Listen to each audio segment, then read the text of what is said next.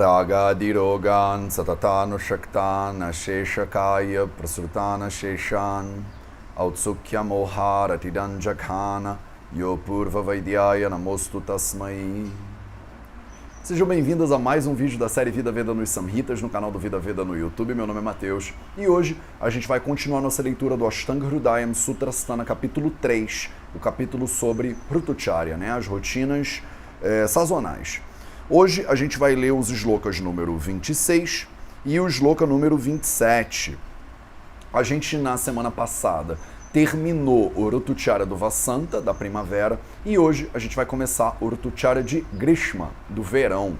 E os shlokas número 26 e número 27, eles dizem o seguinte: Tikshnam Shurati Tikshnam Shur Grishme Samkshipati Vayat Pratyaham Kshiyate Shleshma Tena Vayushcha Vardhate Atosmin Patu Katvam Lavyaya Markakaram Styajet Bhajan Madhura Mevannam Laghusniktam Himam Dravam. Então ele começa a falar pra gente qual é a boa do verão. E ele começa deixando bem claro que Tikshnam Shuhu Ati Tikshnam Shuhur Grishme. Então no Grishma, no verão, a palavra Grishma significa literalmente quente, é Tikshna Amshu. A palavra Amshu significa os raios solares. Os raios solares, eles estão Tikshna, eles estão muito fortes, eles estão muito penetrantes, muito intensos, A palavra Tikshna, a minha tradução preferida é intensidade. Ela é muito traduzida como penetrância. Eu tenho a sensação de que muitas vezes a palavra penetrante gera dúvida, mais do que esclarece o que ela quer dizer, Mas eu acho que intensidade é uma boa tradução normal. Então, Tikshna Amshu, então os raios solares estão muito Tikshna, estão muito fortes.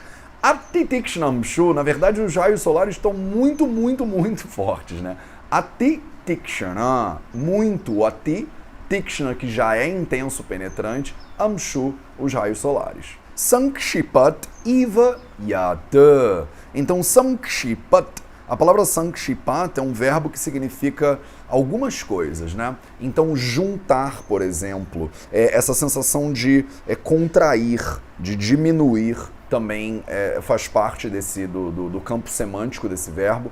E a palavra destruir também faz parte desse campo semântico. O que é um uso muito bonito, muito poético da palavra sankshipat, porque é exatamente isso que o Sol faz. À medida que os raios solares vão ficando intensos, cada vez mais intensos, é como se eles comprimissem o corpo humano, é como se eles gerassem uma contração, um processo de destruição da força e do corpo humano. Pratyaham kshiyate shleshma tena vayushcha vardhate. Então ele está dizendo duas coisas que vão acontecer.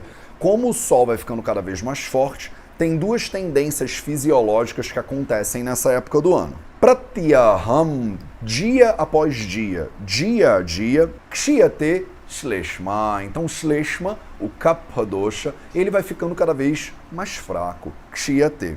Vayuhucha vardhate. Então Vayuhu, o vata, ele vai ficando o quê? Vardhate, ele vai aumentando. Então, à medida que o Sol vai sendo fortalecido, Shleshma, kapha, vai diminuindo e vata dosha vai aumentando. Isso é muito importante, vocês precisam ter isso bem claro na cabeça de vocês. Agora a gente fez um caminhozinho que o Shleshma, o kapha dosha, ele vai passar, No inverno, o kapha dosha, ele estava muito fortalecido por causa do frio, Ele agrava no frio. Quando entra a primavera, os raios solares fazem com que ele se liquefaça e se espalhe pelo corpo, e aí no verão ele vai simplesmente ser finalmente apaziguado. Ao mesmo tempo, com o ganho de força do Sol, uma propriedade das mais importantes do Sol é a secura, e por causa dessa secura, você vai tendo cada vez mais um agravamento de vata dosha. Para vocês entenderem isso, vocês precisam ter os shlokas dos gunas, dos doshas, claro e memorizado na cabeça de vocês. Se você sabe isso bem, você lembra exatamente quais são os gunas de vata. Se você tem esse shloka memorizado, você sabe que Tatra ruksho laghushi takara sukshma shalo nilaha. Então, Tatra rukshaha. Ruksha é a primeira qualidade, é o primeiro guna de vata dosha. É a secura como um dos pontos mais importantes para você entender o funcionamento de Vata. No momento que o Sol ele aquece, você tem essa secura agravando o Vata dentro do corpo. A maioria de vocês, quando a gente pergunta quando está quente, que dosha que agrava, as pessoas pensam direto no Pitta, por causa do calor. Só que a maior propriedade do Sol não é o calor. A maior propriedade do Sol é a capacidade de ressecar tudo em volta. Então, quando vocês pensarem em seca, em sol quente, você pensa num sertão nordestino, aquele solo rachado, você pensa num deserto do Saara, você pensa num Atacama. O que acontece nesses lugares que tem muito calor e muito sol, uma predominância do sol muito grande? Eles são lugares muito, muito secos. Se isso ajudar vocês a lembrarem, a fazer esse gatilho mental, maravilhoso. Então, é óbvio que o Sol ele traz calor também, tá, gente? Mas aqui, via de regra, quando a gente fala de Ritucharya, o padrão dos Samhitas é um verão seco e quente. Não é um verão quente e alguma outra coisa. Então, talvez esse modelo não se aplique bem, por exemplo, ao Rio de Janeiro, que seria um calor mais úmido, né? Ou a Manaus, por exemplo. Então, se você vive num lugar que o calor ele tem uma predominância mais úmida, o que a gente vai falar aqui especificamente no Grishma Ritucharya não pode ser aplicado de forma cega ao seu local. Você precisa entender primeiro as 6 estações que o Samhita vai explicar e aí tentar traçar paralelos com o local onde você mora. Esse capítulo não é um capítulo para ser aplicado de maneira cega, porque cada lugar tem a estação sendo manifestada de uma forma bastante específica. Eu espero que isso fique bem claro para vocês. Não é para você pensar que ele está falando do verão, então todo lugar, quando você disser, começou o verão, vai começar a acontecer o que o Samhita está dizendo. Não é assim. O Samhita está te dando um padrão de compreensão da realidade. E você precisa entender se a realidade que você habita, ela está em concordância ou não com esse padrão. O padrão do Samhita sempre vai funcionar. Só que você tem que saber aplicá-lo à realidade que você habita, entendeu? São estruturas de pensamento, lógicas, maneiras de entender a nossa realidade. Não são maneiras fixas, cegas, que você deveria simplesmente aplicar e ficar batendo a cabeça na parede, né? Você pega o Grishma Ritucharya aqui e tenta aplicar o Rio de Janeiro, ele não vai funcionar. Aí você conclui que o Samhita está errado, ou você conclui que o verão do Rio de Janeiro está errado. E não é, né? É só porque o verão no Rio de Janeiro ele tem características específicas que a gente vai ter que, aos poucos, ao longo desse capítulo, tentar entender para a gente conseguir habitar o nosso planeta em conexão com o ecossistema, em conexão com a natureza que está à nossa volta. E não de maneira cega, dogmática, dizendo o Samhita falou isso, então a gente tem que seguir, né? Espero que tenha ficado claro para vocês. Eu aproveitei para fazer essas observaçõezinhas aqui, porque eu acho que a lógica do Ritucharya é mais importante do que vocês memorizarem. As 6 estações indianas não existem dessa maneira ao redor do mundo, né? A gente está aprendendo aqui parâmetros de raciocínio para aplicar a nossa própria realidade. E aí no Shloka 27 ele continua. Atosmin patu katu amla vyayama arkakaran Tiajet. Então, de novo, o verbo tiajet, que a gente vê quase toda a aula, né? Quase toda a leitura desse capítulo tem ali um shlokinho que vai falar do tiajet, das coisas que você deveria evitar. Quais são as coisas que você deveria evitar nesse verão aí, né? O vata estando agravado, o kapha estando diminuído, você tem que tomar muito cuidado para comer patu, para comer alimentos salgados. Você tem que tomar muito cuidado para comer katu, para comer alimentos muito picantes, muito pungentes. Você tem que tomar muito cuidado com amla, com alimentos que sejam ácidos, que sejam azedos. Você tem que tomar muito cuidado com vyayama, com atividade física.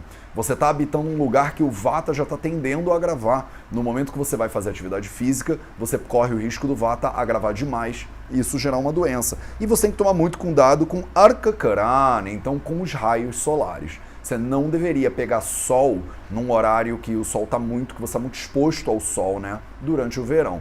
Todo mundo sabe isso, mas se você é de um lugar que não é muito quente, talvez você pense, Matheus, mas essas regras não se aplicam bem aqui, esse lugar. E beleza, talvez não. Se você mora muito longe do Equador ou dos trópicos, talvez o seu verão não seja um verão tão rigoroso.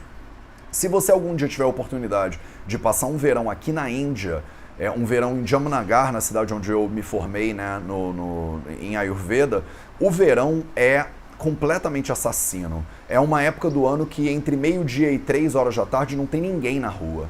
você vê que as lojas fecham, todo mundo vai se proteger, porque é uma agonia, a sensação é horrível, de realmente como se seu corpo estivesse sendo esmagado pela secura e pelo calor. Aí você vai me dizer, Matheus, eu não posso fazer atividade física no verão, então eu não vou mais para academia no verão. Mas presta atenção, se você mora no Rio, em São Paulo, né, em Brasília, você raramente fica nesse verão que a gente está falando aqui. Você está em casa no ar-condicionado, você entra no Uber, está no ar-condicionado, você chega no trabalho, está no ar-condicionado, você chega na academia, está no ar-condicionado. Então raramente você vai se submeter ao verão de verdade. Se você for submeter a um verão de verdade, você não vai querer fazer atividade física. Então, você sai para correr ao meio-dia de 15 de janeiro, no Rio de Janeiro. Você não vai querer, o corpo não aguenta, entendeu? Fazer esse tipo de atividade física. A não ser que você esteja treinando para correr a Bedrock ou uma ultramaratona ou fazer um Ironman, né? Sei lá, alguma coisa dessas que pessoas loucas fazem aí pelo mundo. Se você for fazer um troço desse, você tem que treinar para aguentar esse tipo de exposição, né? O Marathon des Sables, por exemplo, lá no deserto do Saara e tal. Aí você tem que se preparar para isso, mas isso não vai fazer bem para o corpo humano. Agrava muito vata e deixa a pessoa muito suscetível a ter problemas, né? Agora, você deixar de ir na sua academia, fazer a sua aula de dança, fazer o seu crossfit, fazer a sua yoga, com essa desculpinha de que tá verão, vamos lá, né? Francamente. Bhajan madhura mevanam lagusnigdam himam dravam. Então, tem essas coisas aí que você deveria evitar e tem algumas coisas que você deveria tentar fazer. Madhura, então comidas mais doces. Snigdam, comidas mais gordurosas. Himam, comidas mais frias em potência. E dravam, alimentos mais líquidos em forma. Então, você tem que privilegiar alimentos que sejam mais leves, laghu, mais oleosos, snigda, mais frios em potência, rima, mais doces em sabor, madura, né? Annam são alimentos. E alimentos sejam mais dravam, que sejam mais líquidos. E você deveria evitar alimentos muito salgados, alimentos muito picantes, alimentos que sejam azedos, atividade física e os raios solares. Espero que tenha ficado claro esses dois sloquinhos que a gente leu hoje. Então, basicamente, entrou o verão, os raios solares ficaram muito, muito, muito fortes. O corpo começa a sentir até um desespero, né? Como se estivesse sendo oprimido pela natureza. Isso gera um enfraquecimento de Kapha dosha e um agravamento de vata, que faz com que você devesse evitar alimentos salgados, picantes, azedos, atividade física e exposição ao sol, e você deveria privilegiar alimentos doces, leves, oleosos, frios em potência e líquidos. Esses foram os slokas que eu queria ler com vocês hoje. Vamos para o nosso Minutinho de Sânscrito. E no nosso Minutinho de Sânscrito de hoje, eu queria ver a palavra Tikshnamshu com vocês. Tikshnamshu é uma palavra bastante interessante e que eu acho que pode trazer alguns elementos legais para a gente discutir aqui. Então essa palavra essa palavra é formada por um T Holland, por um I longo, por um K Holland, por um Sh Holland, por um Hana Holland, por um A longo, por um M Holland, por um Sh Holland, por um U curto e por um Visarga. Então, Tikshnamshu, Tikshnamshu. É bem interessante tentar pronunciar isso aí. Aí tem dois elementos que são muito importantes. Aí tem dois elementos que são muito importantes. O primeiro deles é o Ksha, que a gente já viu, né? A junção do K com o Sh, que forma essa letra totalmente diferente, aí essa clave de sol muito louca. E a maneira da gente juntar essa clave de sol muito louca com outras consoantes, no caso aqui o Hana. Então você juntou o Ksha com o Hana para fazer um Kshana. Kshana. É difícil de pronunciar porque tanto o Sha quanto o Hana, eles são cerebrais, né? São consoantes cerebrais. Então, a consoante cerebral, ela é pronunciada com a língua encostando no palato, no céu da boca, e fazendo o som que você queria fazer. Então, no caso aí tem o S, o Sh e o Sh. Sh. Então, ele é Ksha, e o Hana, ele é um N, só que o N apontado no céu da boca, que faz R, R. A gente chama ele de Hana, só para deixar bem clara a pronúncia. Então, você fez um K, Shan, R, ele fica Kshana. Misturado com um A longo, fica Kshana, Kshana. Então é bastante interessante. Isso aí é para vocês aprenderem a pronunciar, além do que é um vocabulário muito importante conhecer a palavra Tikshna e a palavra Amshu. Amshu significam raios solares e Tikshna significa intenso, né? Penetrante, muito forte. Esse foi o nosso minutinho de sânscrito de hoje. Espero que tenha ficado tudo muito claro. Se ficou alguma dúvida, deixa nos comentários ou traz a sua dúvida para o nosso grupo de estudo dos Samhitas, que acontece todos os meses, ao vivo, aberto ao público, no nosso canal do Vida Veda no YouTube. Se você ainda não se inscreveu no canal, clica lá no botãozinho, clica no sininho para a gente te avisar sempre que sair um vídeo novo. Deixa sempre seu like se você chegou até aqui, curte o vídeo, deixa um comentário, dá um oi. Isso ajuda o canal do Vida Veda no YouTube a crescer, né? E o YouTube a mostrar esses vídeos para mais nerds ayurvédicos espalhados aí pelo mundo que ainda não sabem, talvez, da existência dessa família, né? Da família Vida Veda. Muito obrigado pela sua presença e a gente se vê na próxima quarta-feira.